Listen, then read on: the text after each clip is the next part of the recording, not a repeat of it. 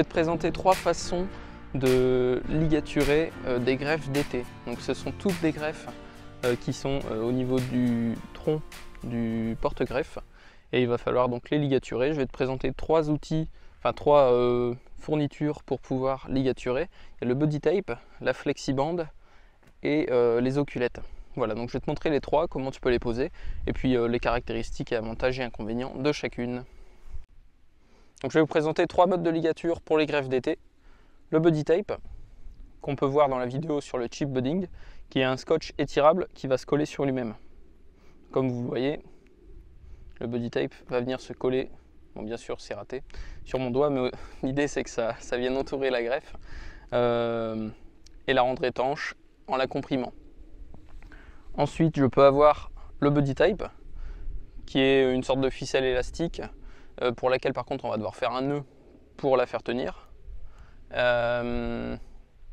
qui elle ne va pas forcément donner d'étanchéité mais va permettre une meilleure compression et va aussi laisser la greffe respirer si jamais on ne veut pas qu'il y ait de condensation à l'intérieur.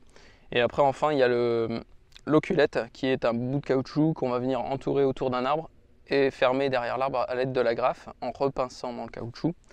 L'avantage de ça c'est que c'est très rapide à poser, donc si on est par exemple tout seul pour greffer ça peut être assez pratique. Mais il faut savoir bien le poser. Moi c'est la première année que j'essaye ça. Je ne suis pas entièrement convaincu, mais on va voir ensemble pour essayer d'en poser une. Voilà, je trouve que ça ne comprime pas assez. Après, peut-être qu'il n'y a pas besoin de comprimer autant les greffes que ce que je fais. Voilà, donc je vais faire 3 greffes en écusson et puis on va les ligaturer ensemble pour vous montrer.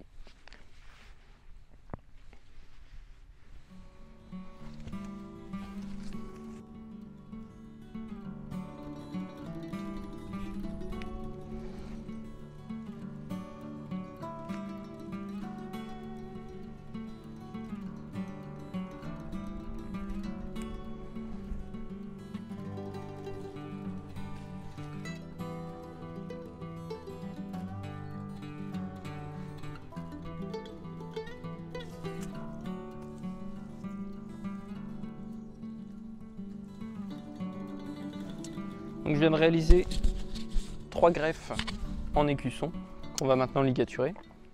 On va commencer par le body tape, donc le fameux scotch qui se colle sur lui-même. Donc pour ce faire, on doit faire un premier étirement.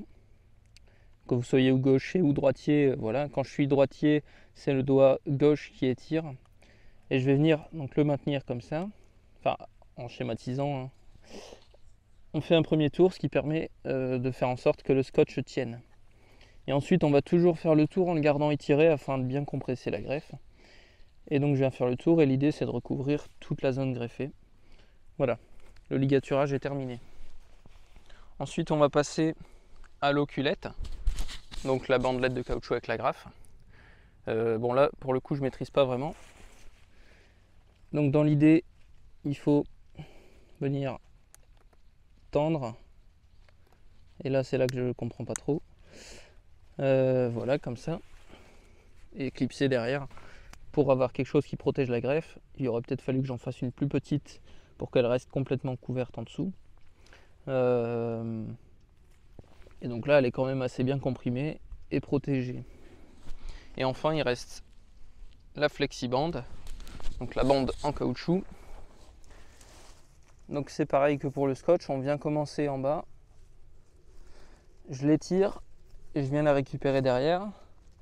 Et là normalement elle tient, j'ai croisé à ce niveau là. Ensuite on va venir faire des tours en montant tour après tour. Hop, j'essaie de le faire un bon coup en haut, après je redescends et j'ai un appel. Voilà. Bon, on a été perturbé par un appel, mais dans l'idée vous avez compris, le body tape, c'est assez simple à mettre. Ça rend la greffe complètement étanche, que ça soit de l'eau de l'intérieur vers l'extérieur ou l'inverse, de l'extérieur vers l'intérieur si jamais il pleut. On a une compression qui est bonne, mais pas hyper forte. Ensuite, on a la flexiband qui est à peu près, qui prend à peu près autant de temps pour être posée, qui elle vient vraiment compresser beaucoup plus fort. Après, selon comment on tend, on compresse plus ou moins fort la greffe. Mais on n'a pas forcément d'étanchéité. Après ça peut être bien aussi si on veut éviter d'avoir des pourritures à l'intérieur de la greffe à cause, je sais pas moi, de l'humidité qui ressort du porte-greffe, voilà. Donc à voir s'il y a vraiment un intérêt ou pas. Et après on a l'oculette qui elle va très vite appliquer, qui à mon avis si on la pose mieux que ce que je fais peut avoir une bonne compression. Et normalement est étanche, mis à part si la greffe est trop grande et dépasse de l'oculette. Sachant que là on était sur le grand modèle d'oculette, il y en a des plus petites. Peut-être que je fais des écussons trop grands pour les oculettes. Voilà, bon j'espère que cette vidéo aura pu te renseigner et puis te présenter trois façons de ligaturer les greffes d'été. Donc que je rappelle sont le long d'un tronc. Hein, on n'est pas sur une greffe où on coupe le porte-greffe pour greffer un roux, on est le long du tronc. Voilà, bon si cette vidéo t'a plu, n'hésite pas à t'abonner, je vais tâcher de faire d'autres vidéos, il y a des vidéos qui vont arriver sur l'étiquetage, sur la taille de formation de mes futures hautes tiges, etc. Donc si tous ces sujets autour de la pépinière t'intéressent, tu peux t'abonner. Si jamais tu es aussi intéressé par les arbres fruitiers, n'hésite pas non plus, encore une fois, à t'abonner. Et n'hésite pas non plus à laisser un commentaire si toi tu as essayé d'autres modes de ligature, comme par exemple le raffia, la bande cellophane, que moi j'ai jamais acheté, donc j'ai jamais non plus essayé. Ça ressemble un peu au buddy tape, mais il faut faire un nœud à la fin. Voilà, mais il y a d'autres modes de ligature, hein. Il n'y a pas que ces trois-là, là j'en présentais uniquement 3 en vidéo. Bon allez, bonne journée, abonne-toi, au revoir.